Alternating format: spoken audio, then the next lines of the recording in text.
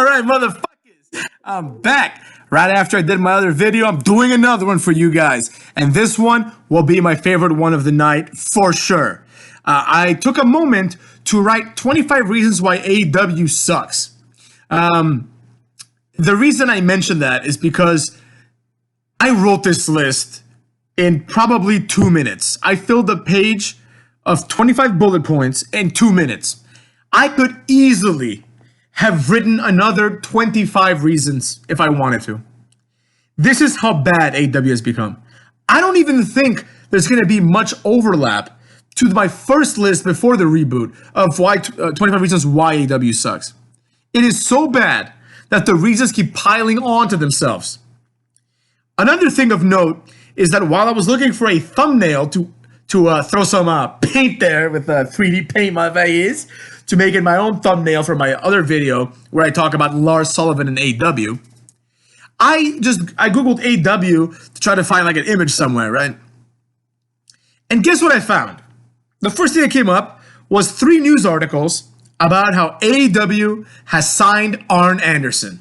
So that has been included into my reasons. All right, without further ado, the best video of the night, motherfuckers!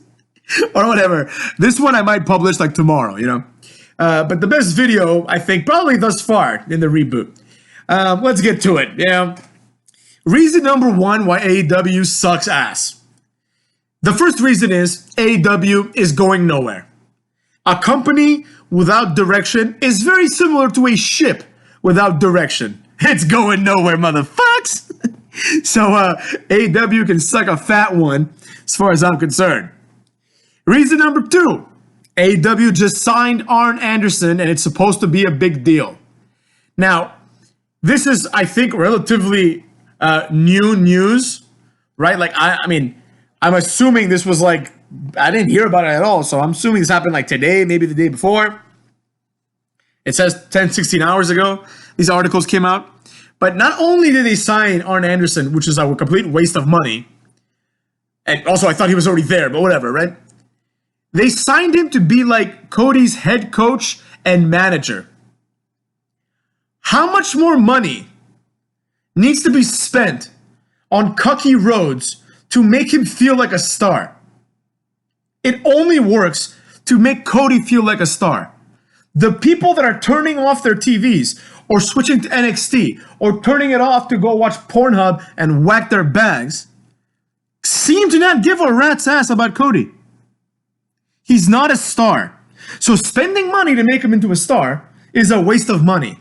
Spending money to make him into a star by hiring Arn Anderson is just retarded, motherfuckers. So Arn Anderson has been signed. We're supposed to believe that this is some huge deal. Like one of the articles, I didn't even read it, but I clicked on it just to see like what capacity they signed Arn Anderson in. And one of the articles was Dash Dawson reacts to Arn Anderson being signed.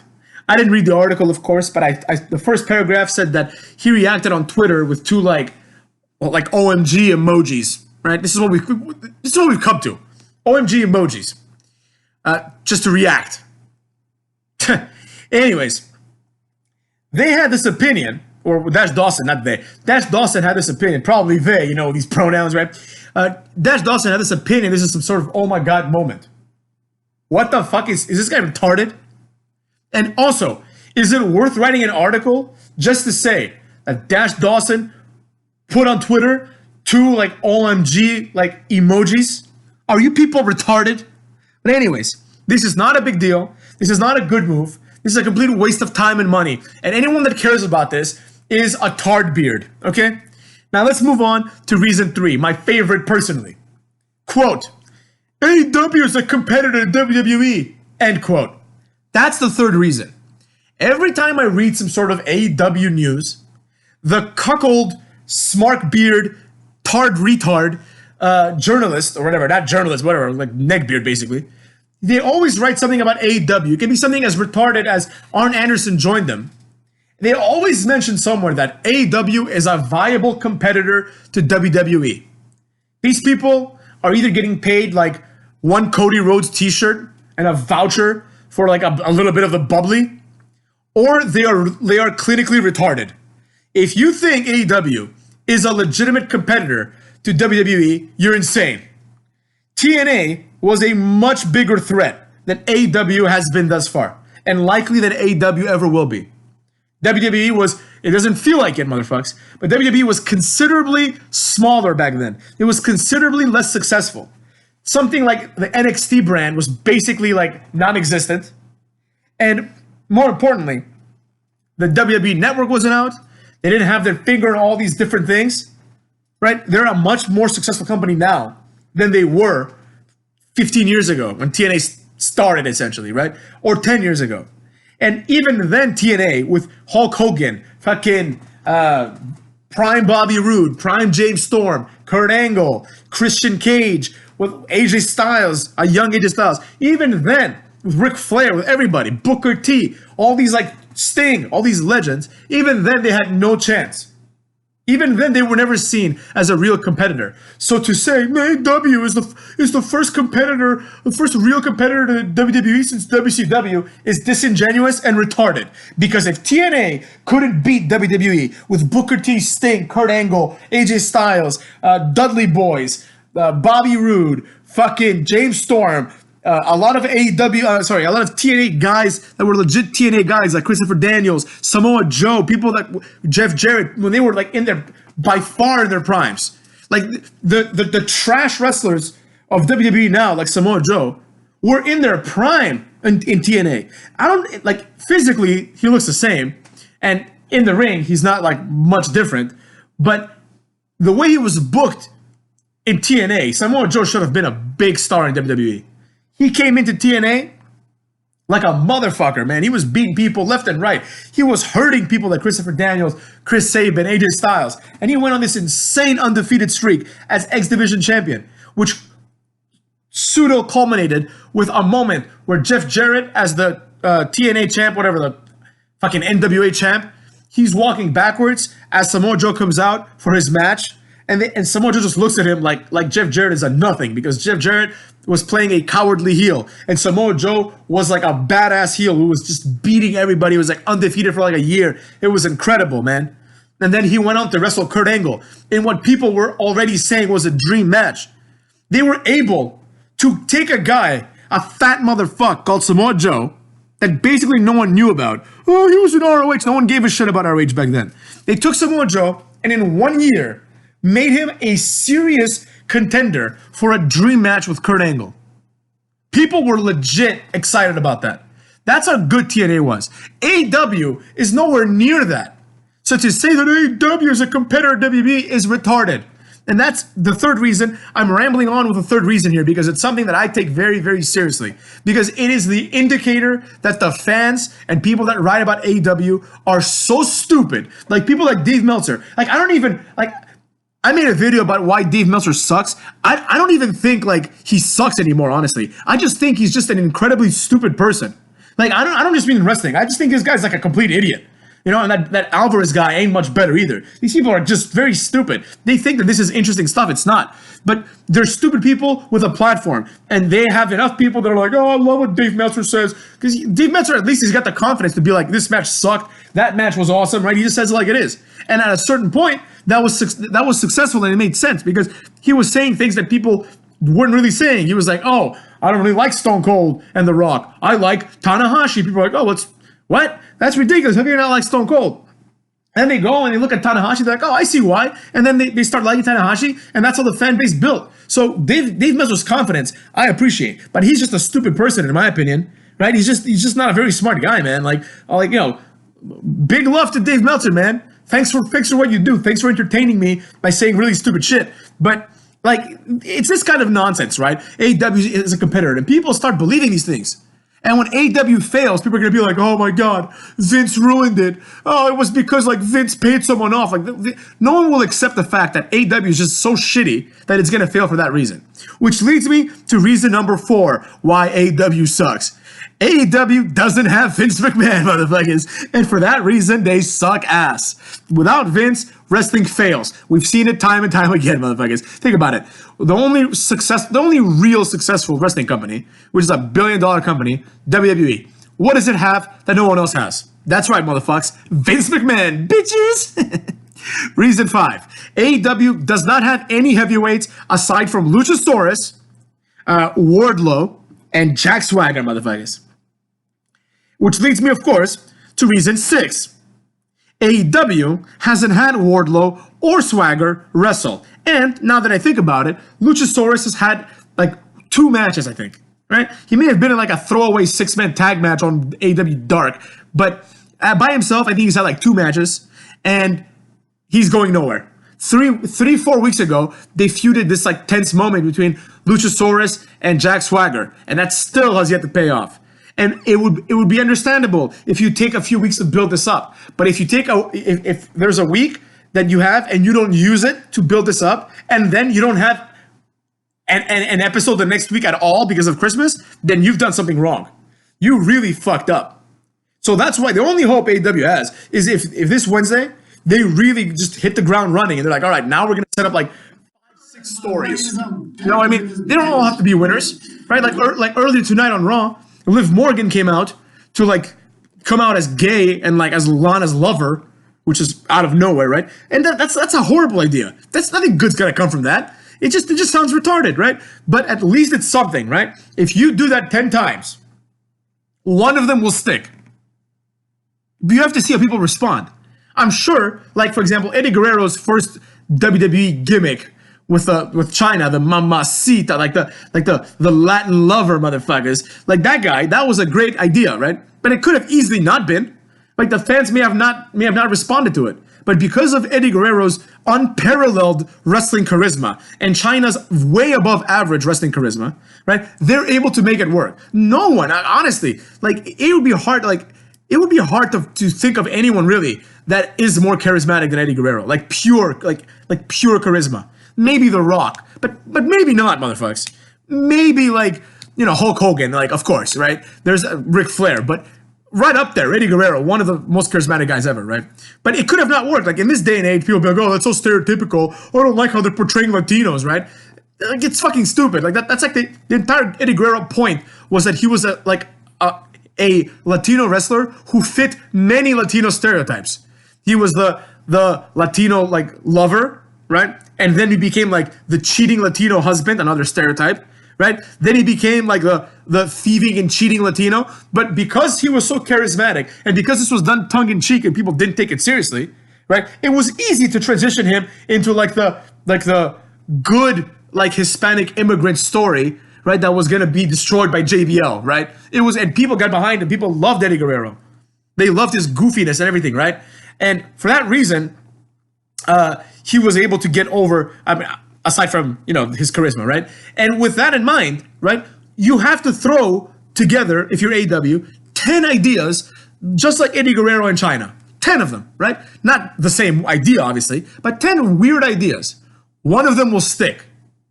Stop wasting time trying to make it look like a video game, where Kenny Omega comes to save his friends after, like, while they're getting their asses beat by Dark Order, and the first thing he does is he runs into the ring, and on the ramp does like a jumping high knee to take one person out before he gets his ass whooped. He still had to have that moment. This cocksucker still had to have that moment of like, oh, Kenny's here. Look, he's gonna do a flashy move. No, that's stupid, right? But even that, even the Dark Order, you do 10 of those, one of them is gonna stick, and they're doing 0 of those. So hopefully. Pardon me, motherfuckers. Hopefully, Wednesday, they do that, That's what I'm hoping, at least. Next, up in this bitch. What reason are we at now? Oh, right, motherfuckers. Reason number 7. AEW copied Bash at the Beach. Enough said. This reason stands on its own. They don't even try to be original. There's another reason down the list. I'm not going to talk more about this because it would be more appropriate under that reason. But I think it should be in the list at least. But if it's not, I'll talk about it in the end. But they're copied Bash at the Beach. And also, going back one reason above this one, motherfucks, right? The whole Swagger and Wardlow not wrestling. This is inexcusable. This is inexcusable. One of my friends was telling me, not telling me, but his theory was that Jack Swagger isn't allowed to wrestle because he signed to Bellator, right? And there's all these like rules, like if you have like some MMA match even if it's like even if you knock the guy out in 1 second, like you're not supposed to do something for like 3 months. You're not supposed to like compete athletically for 3 months. Some sort of regulation. Maybe that's why my friend was saying. But if that's why, nothing was served by Jack Swagger debuting. Zero was made from that. It would have been better to start the inner circle with just Jericho, Sammy Guevara, and fucking Out and Proud, right? And then, when Jack Swagger's ready to wrestle, motherfucks, you bring him in, and then people lose their mind. They pretend it's a huge deal that Jack Swagger's there. And then the next week, or at most in 2 weeks, Jack Swagger wrestles in the first hour of the show. Like, you know, at the end of the first hour, beginning of the second hour, right? To expose him and to be like, this is one of our guys now. John Morrison has been signed by WWE. Imagine next week on Raw, New Year, right? They're like, John Morrison is here. Right? Imagine then waiting 3 months, right?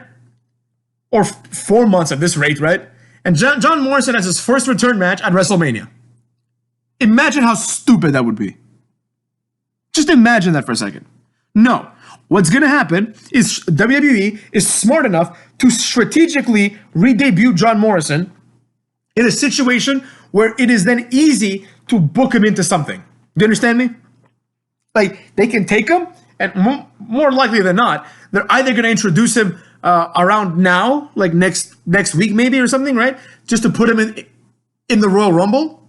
Or, more likely, honestly, they're going to wait and introduce him like in February or March and have him have like a nice program at WrestleMania. Maybe him versus AJ Styles. That would be a legit match, right? They're going to introduce him. The point is, they're going to introduce him in a situation where he can contribute. Not like Wardlow and Jack Swagger. They gave Wardlow like one vignette. They're like, Wardlow is coming. And all of a sudden, he's with MJF wearing a suit and doing nothing. So anyways, let's move on, motherfucks. That's just a personal pet peeve that I have. Reason number 8. AEW pushes Cody Rhodes, and Cody Rhodes is complete garbage. Reason number 9, motherfuckers. AEW neckbeard fans are completely out of touch, and they probably whack their bags furiously to people like MJF and Adam Page and pretend that they're the other guy. It's like, I can imagine it. 2 neckbeards get together. Oh, I'm Adam Page this week. Oh, this week you have to be Cody. And they have like a wrestling match. It probably ends in like a nice little 3-minute lovemaking session because that's, you know, they don't have the stamina for anything more than that. And that's why like these people even watch this probably. Just to get like their rocks off. Like, it's weird. Like, you know, you never hear neckbeards talk about like good-looking women, you know? They're always talking about like dudes, right? Or they're talking about like fat broads. Like, let's be real. For some reason on my YouTube feed, there was this thing. It was like intergender wrestling, right? It was this guy who was clearly gay, and in the comments, someone was like, "Oh yeah, this guy's gay," right? Versus this wrestler who's a girl called Alley Cat, right? Like Alley, like the name Alley, like Allison, Alley Cat, right? And the first comment that I saw in this video was probably some fat beard being like, "How can anyone roll around with Alley Cat for 15 minutes and not get a boner?" I'm just like, I looked at this Alley Cat girl. This girl is like fucking fat as shit, man. I don't think I could get it up for her. Straight up, you know? And this guy's like, oh, she's so gorgeous. Oh, like who's the fat one? There's a fat one, like J-Rance talked about her. Jordan Grace, right? It's like this short, fat girl. People are like, oh, she's so hot. No, she's not, motherfucks. Stop it. Talk about the real girls that are hot. Talk about, I don't know, Brandy Rhodes, motherfucker. I don't even like Cody Rhodes. I'm starting to hate AEW, but I give props where props are due, man. Brandy Rhodes is a beautiful woman. You know, talk about the girls that are attractive. Don't be weirdos. You understand what I'm saying? Don't be weird fucks. You know. So, anyways, that's where I stand with that right there. Cody Rhodes sucks ass, and neckbeards are out of touch. Reason 10: Kenny Omega sucks ass, motherfuckers. Reason 11: the Young Bucks suck balls, motherfuckers. So just to recap, Kenny Omega sucks ass, and the Young Bucks suck balls. The women's division also sucks dick, motherfuckers. They're horrible, motherfuckers. Not one female wrestler is enticing in AEW. Maybe Penelope Ford is like hot, but other than that, none of them are enticing. by their appearances or their ability to have good matches. I'm sick and tired. I have these people that I know. They're not my friends, but they're always like they're like friends of friends. And I've been to like a wrestling show with one of them. Nice guy, but he's like, Rio is so great. Rio, what a wonderful wrestler Rio is. I'm just like, dude, Rio sucks. Rio looks like a jobber, you know? And I don't mean this the same way that I mean it when I say like Buddy Murphy looks like a jobber. I literally think Rio should be a jobber. Like, she really should be a jobber. Like her wrestling career should be, I'm a jobber for life. Like, this girl wins nothing. Like, she should be like Funaki was in WWE. Or like, if anyone remembers Colin Delaney. Remember Colin Delaney in AEW, in ECW Reboot? Just, that's what Rio should be. She's a jobber. She's too small. She can't wrestle. She sucks. Reason number 13. Joey Janela, motherfuckers, also is a jobber and sucks an ass. Reason 14. Much like Arn Anderson, reason 14, Tully Blanchard sucks and has done absolutely nothing for Ty Dillinger. Ty Dillinger was supposed to benefit greatly from Tully Blanchard. Not only did he not benefit, but it has been a deterrent. The focus has gone from jobber Ty Dillinger to Tully Blanchard, who sucks ass. Now Tully Blanchard finds himself tied to a chair by Joey Janela in what is essentially a meaningless feud. Ty Dillinger is one of the few people out there who would benefit from going from WWE to AEW. One of the very few. Because in WWE, he probably wasn't making like great money compared to other people. And in AEW, he has the potential to make more money and actually be more of a star. Because he looks like a wrestler, right? Now, I'm not saying he looks like a main eventer, but compared to the roster of AEW, this guy should be destroying people like Darby Allin and Jimmy Havoc, right?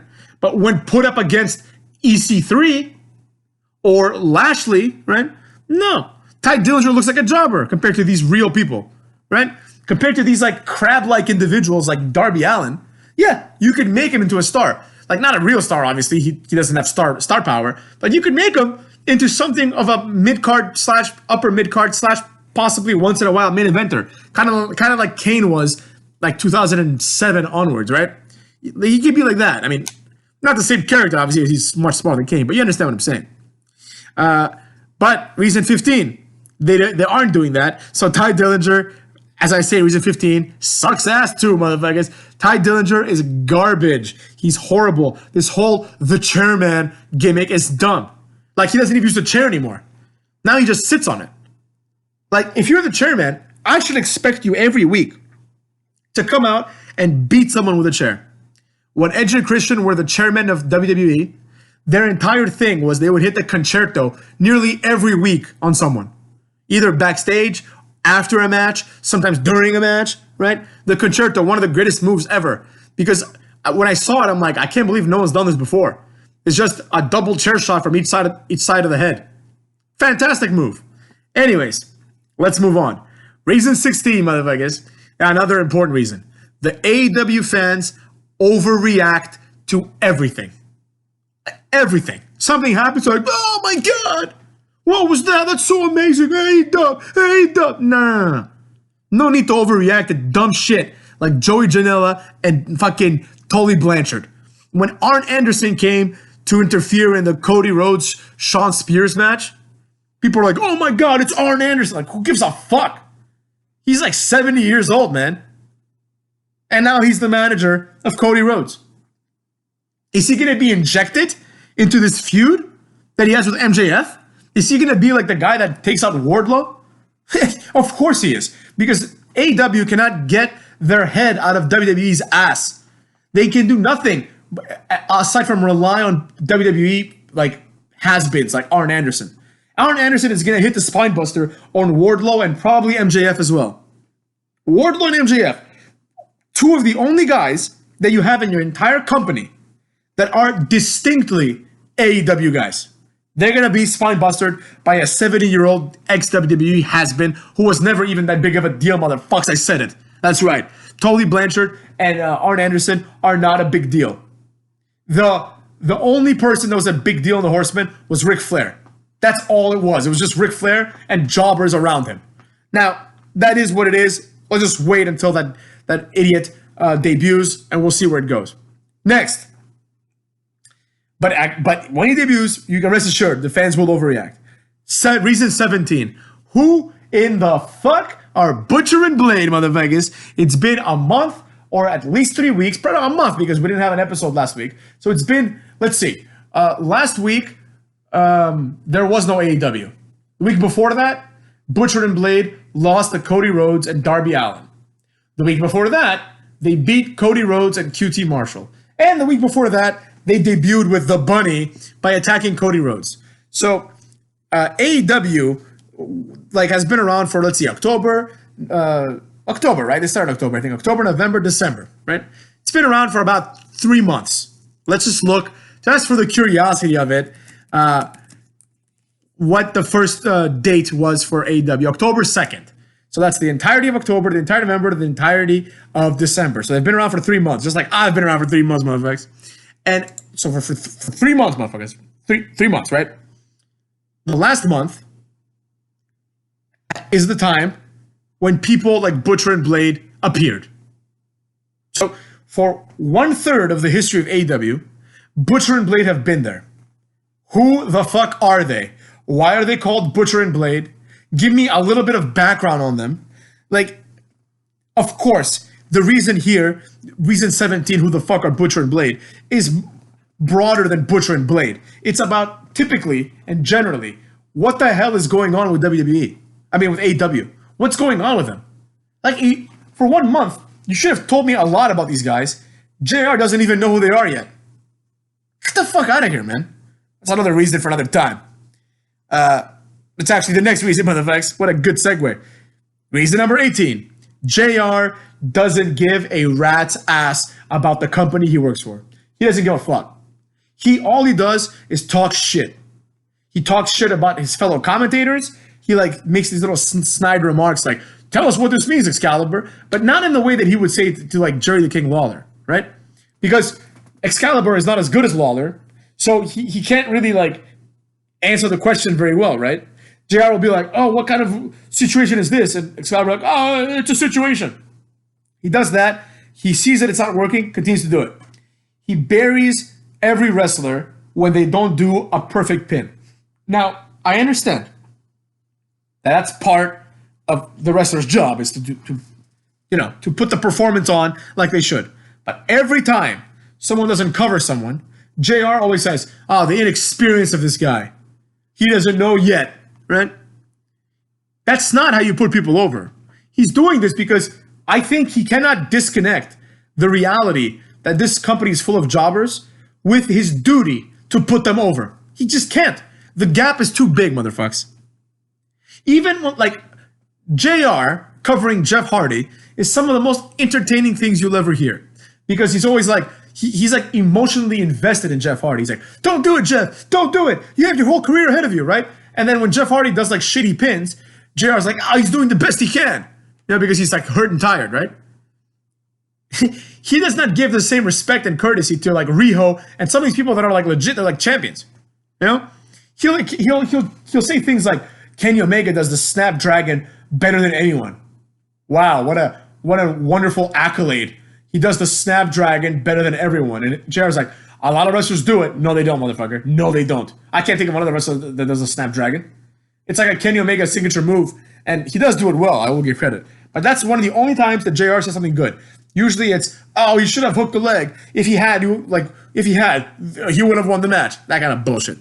So, whatever. Let's move on to the next reason up in this bitch. Jericho is using Cody Rhodes. This is a good reason. Jericho is using Cody Rhodes and Tony Khan to make quick money by selling wine. Or champagne, I should say. Think about what I just said, motherfuckers. Jericho is using them. He's taking advantage of the fact that Cody Rhodes is an idiot and that Tony Khan is a kid who thinks he's a businessman all of a sudden. That's the problem. Jericho just understands that this is a sinking ship. So he's thinking to himself, how can I take advantage of these two idiots that are paying me all this money even more? I know how. I'll make more money by advertising my own product on their TV show. If Tony Khan was an intelligent, imagine someone doing that to Vince McMahon. Being like, hey Vince, I've manufactured this, I don't know, this knee, this like, not a knee pad, this headband, right? Imagine like Angelo Hawkins being like, he has little headbands. Let's say they make a headband that says Street Profits, right? Imagine him going to Vince and being like, Vince, I'm going to sell this on my own website. Vince would be like, shut the fuck up. You're going to sell it on our website, and I'm going to take 95% of the money, and you're going to get like a headband royalty if you're lucky. If your agent is lucky enough for me to listen to him. That's what would happen. With anything. WWE just owns you, man. Here, Jericho can go and make more money. He's using it as a platform to sell champagne. Like, are you fucking kidding me? Like, at this point, Jericho is not incentivized. Like, the economics of AEW don't make any sense. Jericho is no longer incentivized to cut a promo and focus the promo on making a good promo. He's more incentivized in centering the promo around the fact that he sells champagne. So he can sell more champagne. And maybe tomorrow, Jericho makes the cake of Jericho, which also would sell out, right? I cannot even imagine the amount of neckbeards that have purchased a little bit of the bubbly champagne for New Year's. I can't even imagine. I would wish that there'd be some sort of poison in this champagne, not to kill them because that's too harsh, but some poison that just makes the neckbeard like that drinks it really ill for like 3 days and has them throwing up and shitting everywhere, and maybe they lose a couple of pounds from that. And they're like, oh, I can lose some weight. I can turn my life around. That's what I hope happens with that bullshit. But until then, we have to tolerate the fact that Jericho is using this to sell champagne, mother cucks. Let's move on, motherfuckers. Reason number 20. AEW is exactly like WWE, but with no big stars. And therefore, it's not an alternative. The entire draw of AEW was that they're supposed to be this alternative and competitor to WWE. But the primary catch here was they're an alternative. They're not an alternative. They're fucking stupid. Do you understand what I'm saying? Nothing here is alternative to WWE. What has AEW said or done? Like, just, what have they done that's different? Like, ask yourself this question to all of you retards who are neckbeard fat asses who happen to be on this video. Ask yourself this. Why do I watch AEW? Why? Then, once you've compiled the short list of reasons in your little head, remove all reasons that are something like this. I like MJF. I like Jericho. Remove that, right? And ask yourself, fundamentally, even if the reasons are I like MJF, why do you like MJF, right? And what makes him different? What makes MJF an alternative? Or if you decided that like you like AEW because, I don't know, the production value, let's say, right? Ask yourself, what makes the production value an alternative? You will soon find out that by going through this simple mental exercise that the hater has put you through, that there are no answers to these questions. Because AEW is not an alternative. It's not an alternative in storylines. It's not an alternative in the ring. It's not an alternative in the way that they announce things. It's not an alternative in the way that they book things. There's nothing different about AEW. Every other wrestling company ever has had what we call a moat, right? Imagine a castle surrounded by a moat. The moat is there to prevent people from coming in. AEW doesn't have one. Doesn't have a differentiator. TNA had the six-sided ring. CZW and ECW, hardcore wrestling. TNA also had the X Division. There was that weird MTV one where they had like live music performances every episode. Lucha Underground, one of the ones with the greatest moat ever, took wrestling and made it feel like a drama, right? Like an actual like adult-oriented drama. Hey, this didn't work for everyone. I thought it was all right. But the point is, they did something different. And they, of course, focused on like luchador wrestling. And they are the real pioneers, motherfuckers. Lucha Underground is the real pioneer of the women's revolution. They're the ones who were putting over people like Sexy Star having to wrestle like dudes, right? They had differentiators. New Japan doesn't really have one. I mean, I guess it's like strong style and stuff, but their differentiator is just they're Japanese and they are not exploring the American market as much as people want them to, and they will soon, but that's the point, right? NXT If they're, even NXT has more of a moat than AEW. NXT is like, these are the up and coming guys, or that's how it was until recently. But you understand what I'm saying. 205 Live, these are cruiserweights. Something has to draw someone in. WWE UK. This is the best company, or the company that has the best UK-based wrestlers. What is AEW? The nerdiest fans? Is that their moat? Is that their differentiator? I don't know, man. They are not different at all, and they are fucking stupid. Next, reason 21.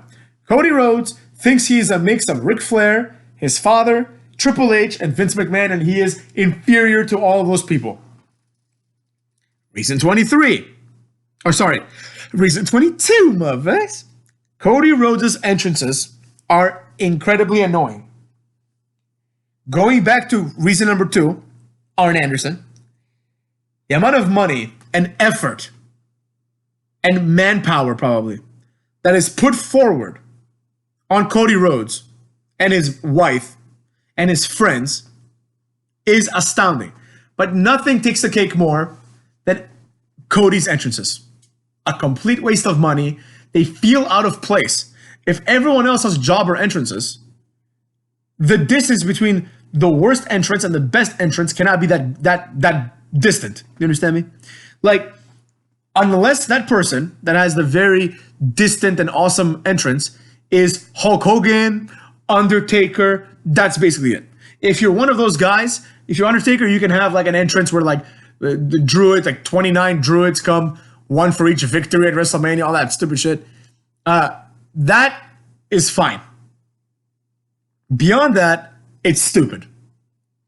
Which brings us to reason 23, motherfuckers. Goldust keeps showing up randomly, and he keeps doing very well. Except it's not Goldust.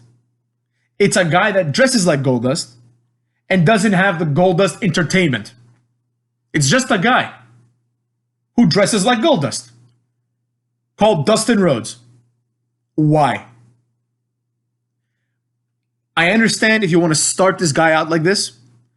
I mean, he's not a young guy, so how many more matches does he have? But if you were a young guy and had established himself as being Goldust, you can start him off as a serious character. That's what TNA did. And then eventually you have him turn into Goldust. You bring elements of that character back. AEW is not concerned with that. They're just concerned with seeing Dustin Rhodes teaming with Sonny Kiss to beat like the Librarian and some other jobber. This is like what AEW is now. Reason 24, motherfuckers. This also is a very important reason. AEW runs its company through nepotism, motherfuckers. It's not who you know, it's who you blow, motherfuckers. AEW has made a series of grave errors in hiring people, led by the hiring of Kenny Omega's supposed best friend Michael Nakazawa, and the hiring of Dustin Rhodes, and perhaps the worst of all, the hiring of either Steve Cutler or Brandon Cutler. One of them is in AEW, the other one's in NXT. But the one in AEW has a Dungeons and Dragons gimmick, and he's just a friend of the Young Bucks, and they signed him. That's what happened.